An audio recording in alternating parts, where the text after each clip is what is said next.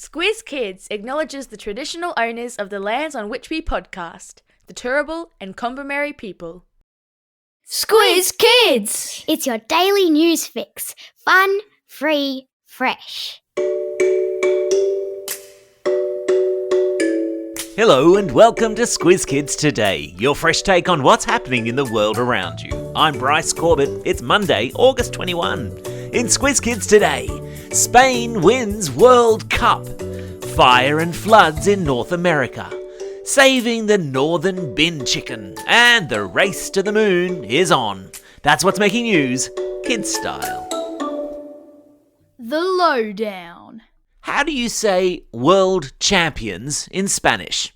I'm not sure, but I know what it looks like, having last night watched Spain win the grand final of the Women's World Cup in Sydney.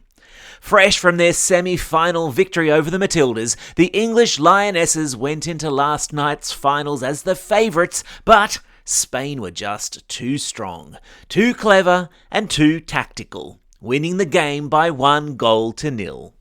Spain has now become the only country in the world to win both the men's and the women's World Cup. Que viva España! And so the sporting event that has captivated us for the past month drew to a close. 32 nations across 4 weeks in sold-out stadiums, 2 million tickets sold, an estimated 2 billion people around the world tuning in to watch the competition on TV. And then, of course, there were the Matildas, the team that captured the hearts of a nation, who have done so much for women's sport in Australia in such a short space of time. In their playoff for the bronze medal on Saturday night, the Matildas just couldn't overcome Sweden, going down 2-0. But that still means we finished 4th best team in the world, which is frankly amazing. And yesterday in Brisbane, the Matildas were given a hero's reception at a special fan day, a chance for Australia to say thank you for inspiring us.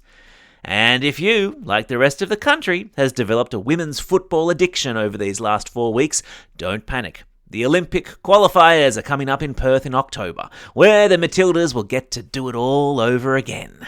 Bring it on.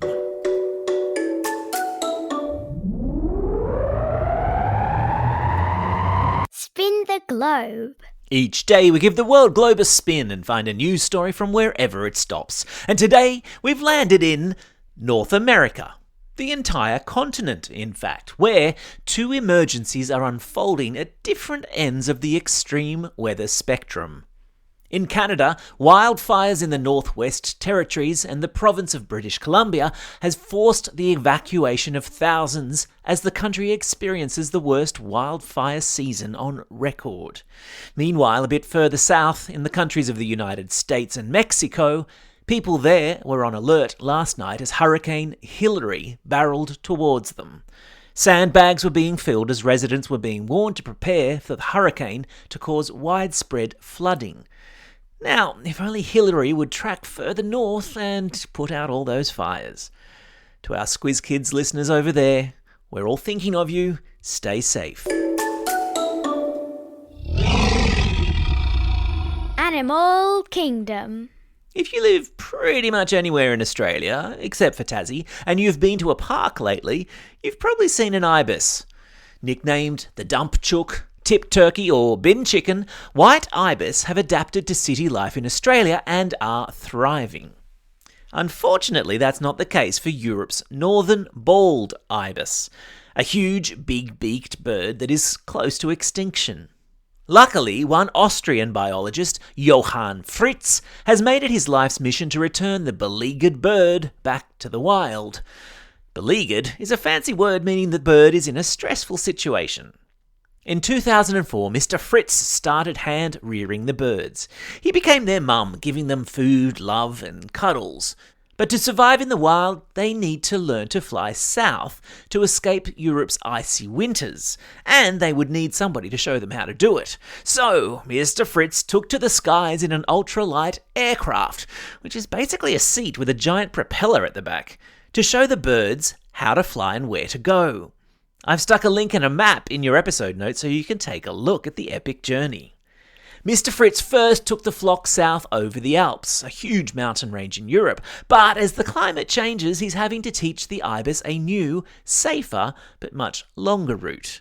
So, if you're in southern Spain and you look up to the skies and ask yourself, is it a bird, is it a plane? It might just be Mr. Fritz and his feathered family flying south for the winter.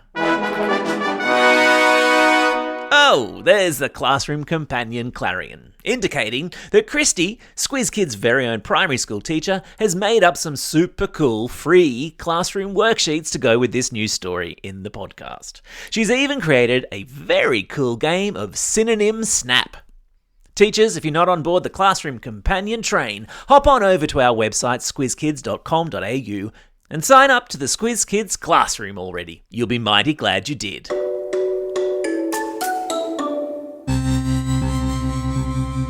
Spaced out. The race to the moon is officially on. Sometime today, if a last-minute hiccup is sorted out, Russia will land a rocket ship on the moon, packed full of scientific equipment to search for water and examine the soil up there. It will be Russia's first time back on the moon in 47 years. Hot on Russia's heels this week will be India, who, if all goes to plan, will land a spacecraft on the south pole of the moon this Wednesday, making it the first nation to do so. So why is India heading to the South Pole? Because it is sheltered from the sun and spends most of its time in shadow, and the craters there are believed to contain ice. So why is that a big deal? Because if there's water on the moon, that can really push ahead plans that we humans have to set up a permanent base on the moon to explore the rest of the galaxy. And also, to get all sciencey for a second, because water is made of hydrogen and oxygen, which can be used as rocket fuel, there's a chance the moon could become a sort of petrol station in the sky for spaceships to land on and refuel before blasting off into deep space. How cool is that?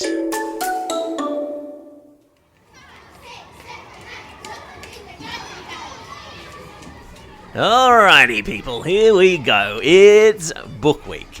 And that means whacking on a costume from your favourite book and parading around the school oval. Happy days. And because we love sharing in how clever and creative you all are, we're running a special book week competition. All this week, take a photo of yourself in your book week outfit, share it to your socials, tagging @SquizKids or #SquizKids on Instagram or Facebook so that we can see it and share it ourselves, and we'll be handing out prizes to the best costumes, thanks to our friends at Walker Books. And teachers, we've got you covered too.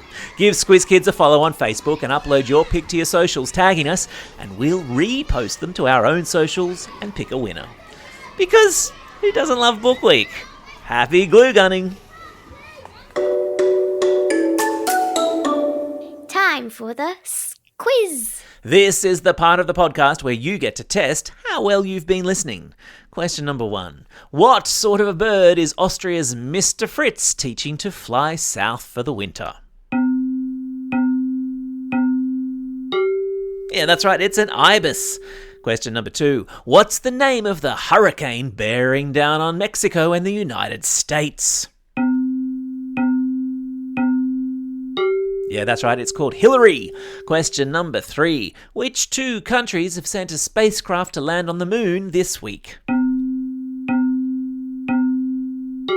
Yeah, that's right, it was Russia and India.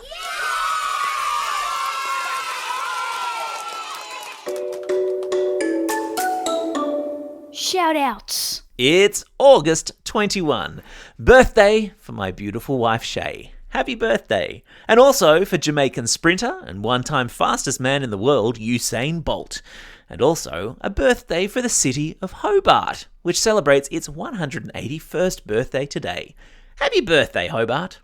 It's also a special day for these Squiz Kids celebrating a birthday today. And tomorrow.